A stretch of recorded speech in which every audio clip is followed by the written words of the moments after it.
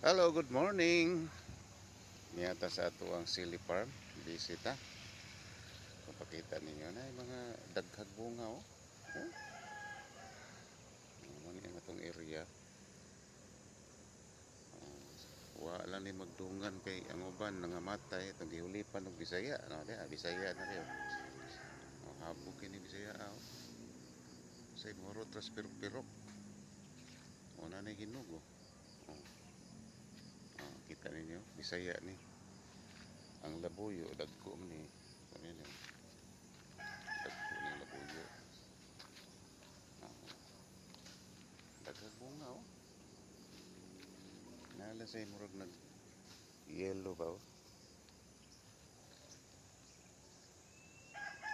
Pasensya ramos kameraman ha kay luhaggan yung kameraman eh.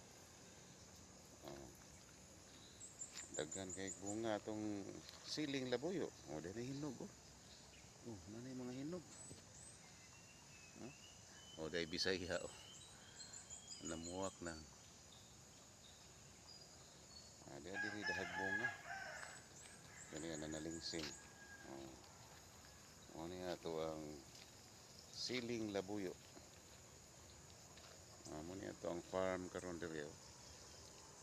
Bakante ning uban ay kay nangamatay ang uban tungod sa init. Ato na sang gihulipan og bag-o. Hahay, yan na gini kinabuhi is farmers. Wa man tay control sa uwan. Manang bisbisa na to kay aron nga makatubo ang atong tanom. Kay di nimo bubuan aw mamatay taon. Ano? Pero nakabunga mapod. Karbis sa ginagmay. So mo ni siya. Wala ni hinog o harbisonon na niyo. Daghag bunga oh. Oh. Daghag nagbunga oy.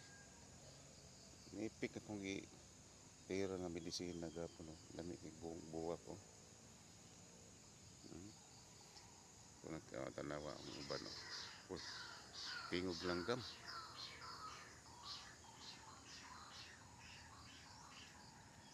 Mo ni siya.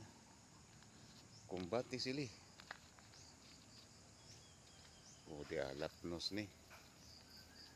Daot ang bunga.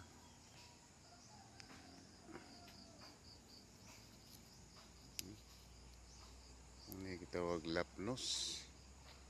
Sa may tambal na ninsad. Lata oh.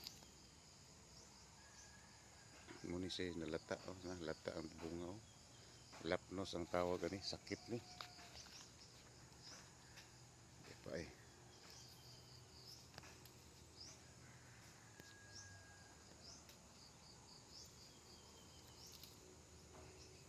May problema sili na ay mga sakit po.